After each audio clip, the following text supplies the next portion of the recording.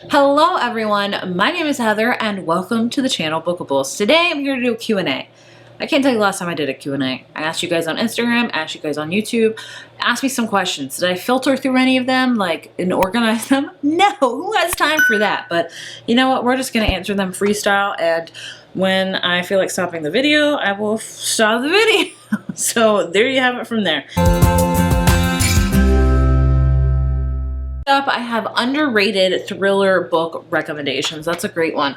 For underrated, I don't know. This is a tough one that I really like that I don't hear a lot of people talk about, I'd say.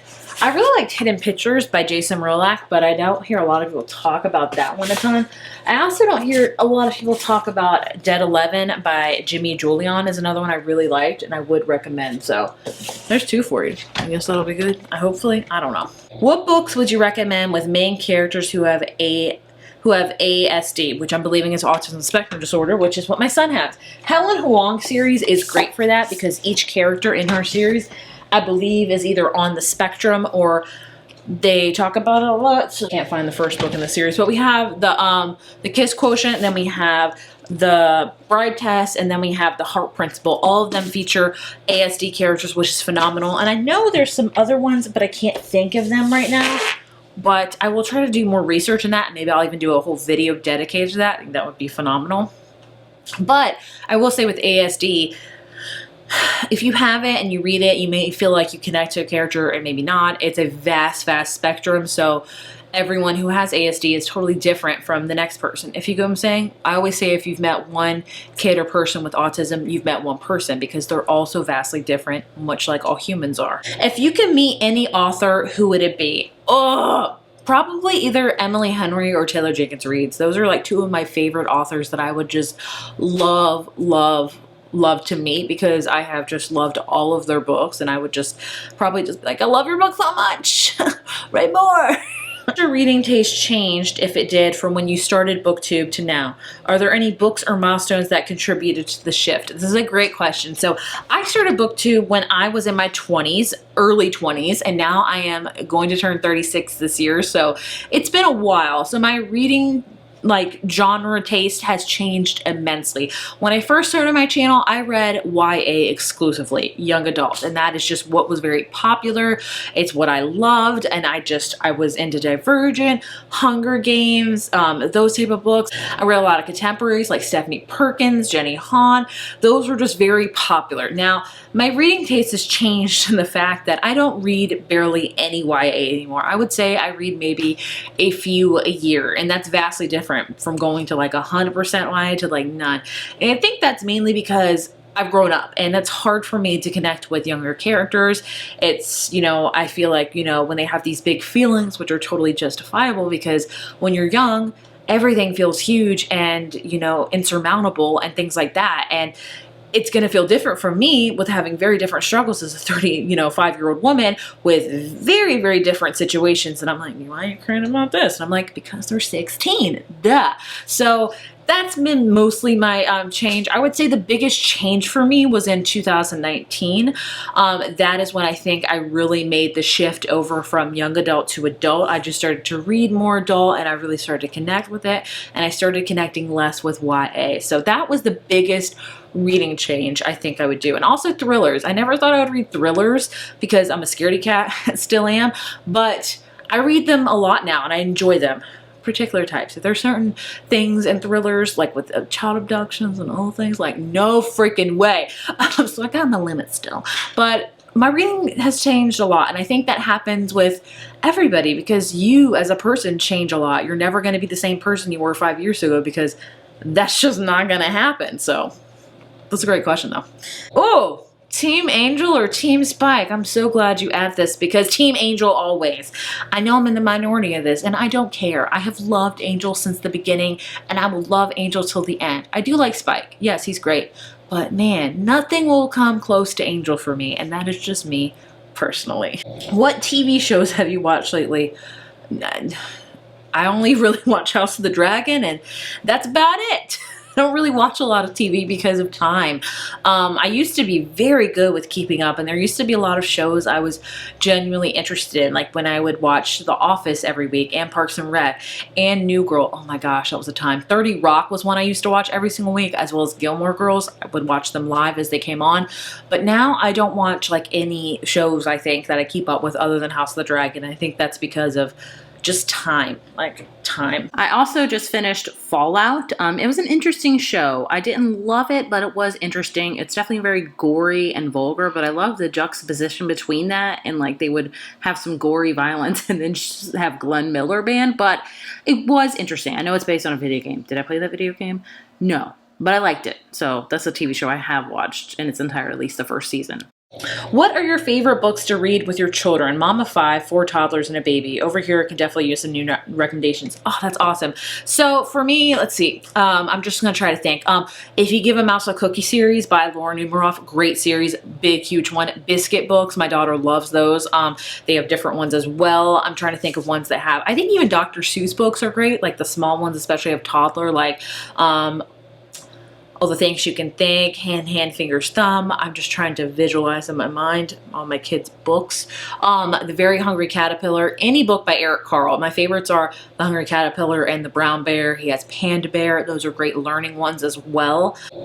The Little Blue Truck series is another phenomenal, great series that I love. Also the Dragon series by Dave Pickley, my son loves. I think that's a great one too. Clark the Shark's another good one, and Danny the Dinosaur. I'll try to think of some other ones. Also, Golden Books. Golden Books are amazing. Some of our favorites, we have so many. Pokey Little Puppy, Scuffy the Tugboat, the Scuppers, the Sailor Dogs, a classic, so is Little Red Hen. Seriously, get yourself a good Golden Book collection because there's so many. Any Richard Scarry book is amazing. Also, any Llama Llama books, phenomenal. As well as these books from Punderland, my daughter loves. I have so many more, so many more. I should probably do a whole video of like favorite kids, toddlers books, because both my kids do love to read, and I do have a pretty substantial collection when it comes to their books. How do you balance time for YouTube and reading along with being a wife, mom, family member, friend, etc.? I struggle with making time for reading. The most I have is at the end of the day after my daughter goes to bed. By that time, I'm exhausted. I do audiobooks sometimes, but haven't been in the mood lately. Any tips or tricks to share?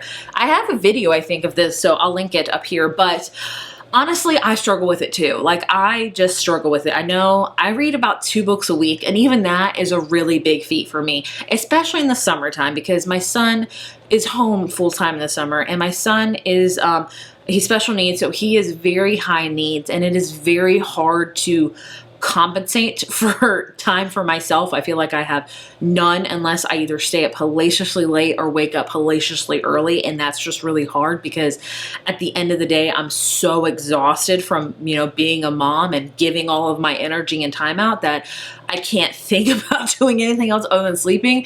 And then to wake up early, I'm just so tired. So it's I wish I could tell you like some surefire way. My biggest tip is just to read whenever you can. And I'm on my Kindle a lot. I just bring my Kindle and book with me wherever I go, like wherever my kids are playing at. I will read then. Whether it's a page or 10 pages, you're still reading and you're getting that time in. Another thing is how I balance with, you know, being a friend and stuff. My husband and I are really good with making sure we each have time to get out of the house to kind of reset. Me probably more so because I am with the kids 1,000% of the time. So I do try to make it a thing to go out and hang out with my girlfriends. I try to either do once a week or once every 2 weeks because it helps reset myself, and just having a finite date and just knowing that it's only like 3 hours. And yes, it's tough because you will feel mom guilt, because I think we all do. It's very beneficial to yourself. I've learned with myself, I am not a good mom unless I am like, you know, I can go out and kind of refill my social tank and my Heather tank, because it's totally depleted because my mom tank is just, you know what I'm saying? Most days I don't feel like Heather. I feel like mom, and that's my only identity. But there's more to me than that, and I have to go out to remind myself of that. So that's a very big thing. Balancing, I wish I could tell you I'm not a good balancer. I just try to read whenever I can. I also have a very, very hard time, this is me personally, with relaxing. I just can't relax because I'm a type A person. If I'm sitting down, I have a free moment, you think I would probably read or just relax, but most of the time I'm not. I'm like, oh, let me clean this while I have time. Let me fold these clothes. Let me do the laundries. Let me do the dishes. Let me do all this stuff because I think I might as well do it now when I have time. So honestly, don't ask me this question because I'm not good at it. I don't know. I don't know. I wish I could tell you. I wish I could tell you. How do you decide what books you're going to start to read? Do you ever start a book and put it aside because you aren't feeling it? A ton.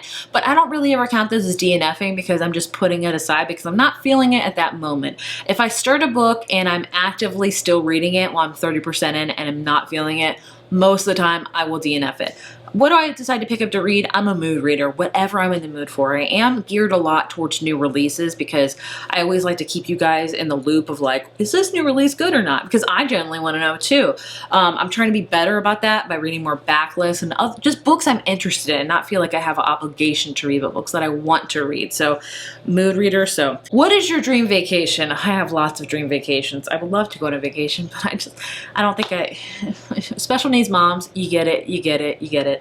I would love to go to like Hawaii or something with my husband and just sit out on the beach drinking a daiquiri and reading and just not having a care in the world. That would be phenomenal. But I also would love to go to Ireland and Scotland and look at the beautiful vast majesty of nature and the cliffs and that would be beautiful. But I also would like to go on an Alaskan cruise to look at the northern lights and see all of the beautiful animals and things like that. I love animals. That's one thing you guys don't know about me is I watch a lot of animal documentaries. I'm fascinated with how they migrate, how they breed, with like where they go, how, you know, they just interact with other animals. Just the study of animals is phenomenal to me. What would be your dream job? I like what I do now. I'm really thankful and happy I'm able to do this and photography and just be at home. That is awesome. But if I had a dream job, it would be so many different things. I like to be a social media manager. I think I'd be pretty decent at that. I would love in another world to be like a marine biologist, an animal, just studying a certain animal for like a year or so, like their patterns with sleep, you know, things like that. I would be fascinated with that. I think I would also love to be like a cook one day. That would be phenomenal too. I have so many things I'm interested in. Gardener, that would be phenomenal. There's just so many things I'm interested in, so I can't say for sure what job I would really love. How are you truly doing? And this is the last one I'm gonna end with. I'm doing okay. This year has been really, really hard. I don't share a lot personally because that's just not me, but I have shared that I've been struggling a lot this year, and it's just been a hard year with, you know, with being a mom to a special needs kid. It's hard. Like, it is the hardest thing I have ever done, and I question myself, not even only on a daily basis, but an hourly basis. And it's just, it is hard. Not only that, but I'm taking care of my father who has dementia. And we were also taking care and helping out a lot with my husband's father, who is also going a lot through health struggles. And it's just a lot has been piled. I've been saying this year in particular that I'm a well, and you know how you pull water from a well repeatedly, because that's what well water and stuff like that. I'm a well that has no more water. My well is dry. My well is dried up, but people still keep pulling from me, and I have nothing left to give. And honestly, it's just by the grace of God I'm still going, because it is not through my strength. It is only strictly through His that I am doing this. And it's hard. It's been a hard year. It's probably been one of the hardest years of my life, and it's just it's just hard, and I hope next year will be better. But it's hard when you're in the thick of it to see the light at the end of the tunnel, because I mean, I think to you guys, I seem happy, and most of the time I am, but there's a lot of days where I'm depressed or upset and just, you know, don't understand the circumstances of my life, because I didn't choose any of this, you know, but I know it's all for a reason, and I have to remind myself that frequently. And I am a Christian, just so you're aware, and so I truly believe that it is by God, and He is shaping me up to be a very strong woman. So that's all I can say for that. But all I can say is I'm just getting through it. That's all I can do right now, is just get through it. And yeah, that's how I'm going to end with. So either way, thank you so much for asking some questions. I answered some. If I have enough, I'll do a part 2. So thank you so much for watching, and I'll see you in my next video. Bye.